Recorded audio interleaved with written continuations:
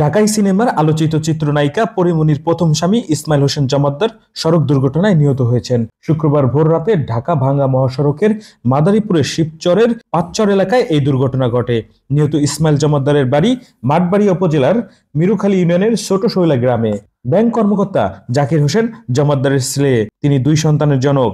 এ তথ্য নিশ্চিত করেছেন শিবচর হাইওয়ে থানা পুলিশের অফিসার ইনচার্জ শাকিল আহমেদ।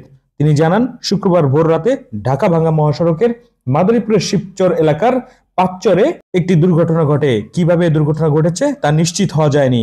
নিহত ইসমাইল হোসেনের চাচা কবির হোসেন জমাদ্দার জানান, ইসমাইল তার বন্ধু মনিরকে নিয়ে বৃহস্পতিবার রাতে বাড়ি থেকে মোটরসাইকেল চালিয়ে ঢাকা যাচ্ছিলেন।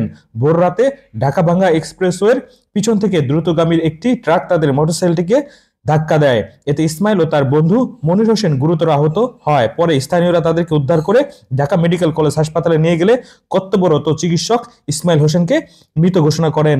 তিনি আরো বলেন, এ সময় ইসমাইল হোসেনের বন্ধু মনিরকে প্রাথমিক চিকিৎসা দিয়ে আগারগাঁও পঙ্গু হাসপাতালে পাঠানো হয়েছে।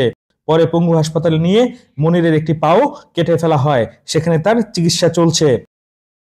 স্বজনরা জানান, নিহত ইসমাইল চিত্রনায়িকা পরীমনির প্রথম স্বামী। যদিও পরবর্তীতে ইসমাইল আরও বিয়ে করেন, সেখানে স্ত্রী ও 2টি সন্তান রয়েছে। এদিকে শুক্রবার রাতেই ইসমাইলের লাশ বাড়িতে নিয়ে যাওয়া হলে এলাকায় এক হৃদয় বিদারক দৃশ্যের অবতারণা হয়। পরে রাতেই জানাজা শেষে ছোট শোলা গ্রামে বাড়ির পারিবারিক কবরস্থানে তার লাশ দাফন করা হয়।